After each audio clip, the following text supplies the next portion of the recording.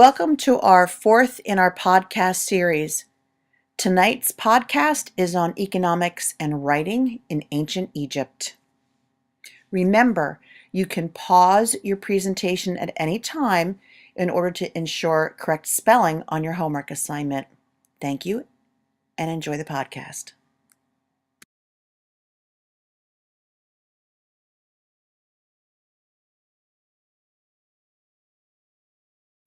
Ancient Egyptians never really used money until 500 BCE, which, as I mentioned in an earlier podcast, would have been around the time of the Romans.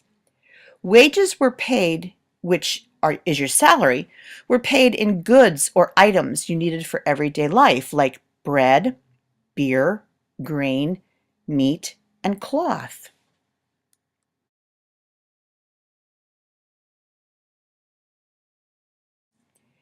Egyptian beer was much less alcoholic than modern beer and higher in calories. Remember, drinking water was not something that was plentiful in Egypt, particularly fresh drinking water. So by brewing beer and putting yeast in it from the bread that they made, they were able to generate a form of liquid refreshment, which they would not have been able to get otherwise. The standard or average basic wage for the lowest paid people consisted of 10 loaves of bread and 2/3 to 2 full jugs of beer per day. Now, that may seem like a lot of bread, but grain was something that Egypt grew well and was more plentiful for them to eat. So bread truly was the staff of life in ancient Egypt.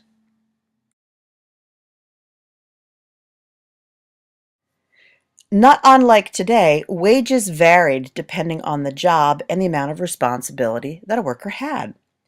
Some workers were paid from twice to 50 times the standard wage.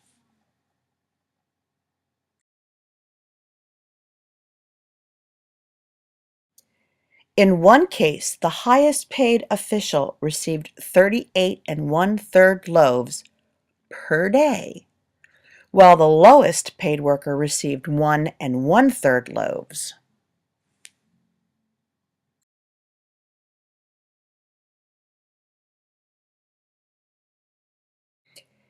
If you are paid 50 loaves of bread a day, obviously you can't eat all of that at one sitting.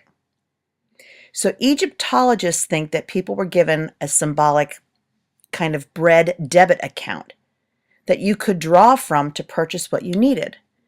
In other words, your wages were held in an account for you, so when you went to buy something, you could simply put it on your account and it was covered because you had worked for it already. During the New Kingdom, employers paid you in items like fuel for your ovens, which would have been wood. If they had it, it was rare. Clothes, housing, and even the tools you used to do your job would have been part of your wages.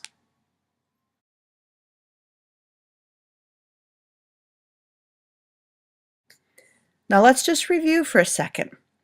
Ancient Egypt's economy was based on agriculture, and the majority of people were peasant farmers. Because the Nile Valley was so fertile, they were able to grow surplus crops or extra crops that sustained the pharaoh, the court, all the officials, the priests, and all the other members of the upper classes. The peasants provided the labor that built the temples and the pyramids along the Nile River Valley. Trade inside Egypt would have been positively affected by the presence of the Nile River. Numerous towns dotted the riverbank as well as local markets. Unlike Mesopotamia, Egyptian cities were not independent states. There were numerous cities in the Nile Valley, and Memphis was one of the largest in the world, if not at times the largest. Trade and diplomacy were almost the same thing. Kings throughout the region between Egypt, Syria, Mesopotamia exchanged gifts, and they were usually large.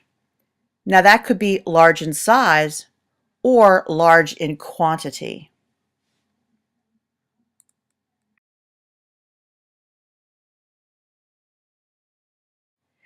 Before the development of long-range trade routes across the Sahara Desert, the Nile Valley functioned as the only road through which trade goods from sub-Sahara Africa could flow north to the Mediterranean. Now, sub-Sahara Africa is all of Africa that is below modern-day Sudan. And on this satellite shot, you can see the Nile River snaking its way through the desert, and it looks like a road. Trading expeditions ranged far south into the present-day Sudan and the Red Sea in search of exotic goods such as ivory and gold. These highly valued possessions provided Egypt influence in the international world economy.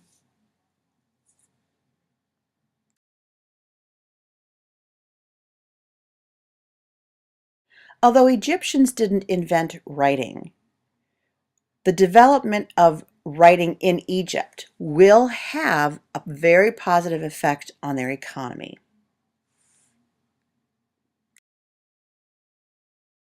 The plant in this slide is a papyrus plant. Papyrus grew along the banks of the Nile and provided the Egyptians with a necessary raw material.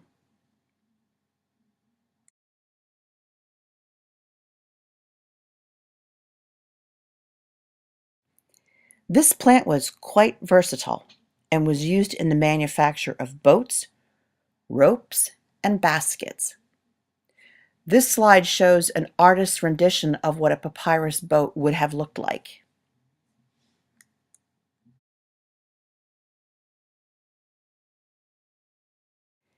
The ancient Egyptians also invented a type of paper called papyrus, which was made from the same river plant.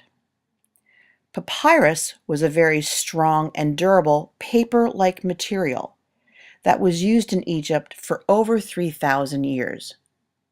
This slide shows a piece of papyrus with hieroglyphics on and had survived, which means it's a very durable material. Once the technology of papyrus making was developed, the process for making it was kept secret, allowing the Egyptians to have a monopoly on it. When you have a monopoly in a market, it means you're the only country that makes the product, which means you can charge whatever you want because there's no competition.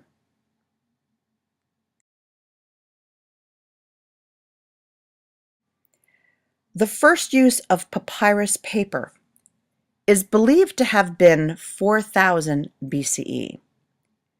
It is the ancestor to modern paper. The name paper itself is derived or comes from the word papyrus.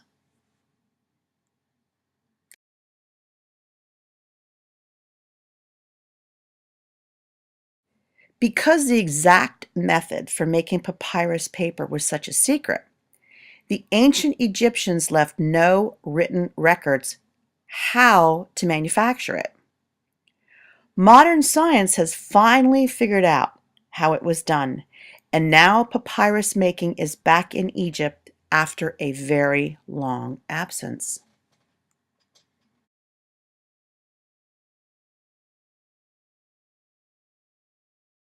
As you'll recall from a previous podcast, hieroglyphics is the Egyptian form of written communication.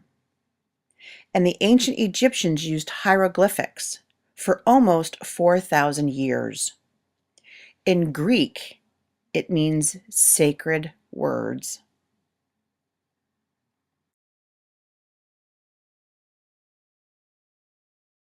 Hieroglyphs were written on papyrus, carved in stone on tomb and temple walls, and decorated many objects of religious and daily life.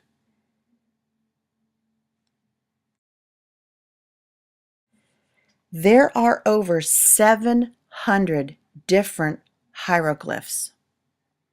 Some represent sounds and others syllables. The hieroglyphic script originated shortly before 3100 BCE with the very first pharaoh. And you'll remember him. He was Menzies.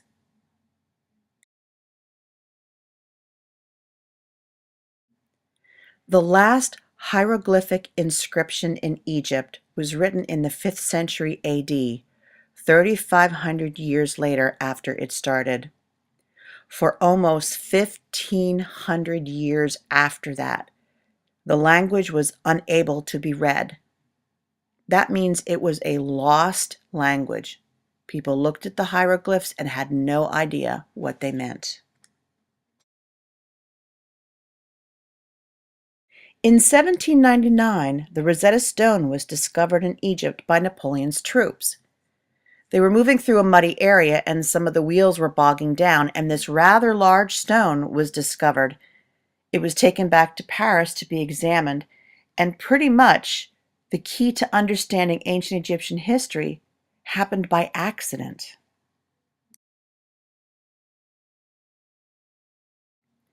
This is the Rosetta Stone in the museum today. As you can see, it has 3 different languages carved on it. One of the languages was Greek, which educated people from the time period could read. Its discovery proved to be an important link in understanding Egyptian hieroglyphics.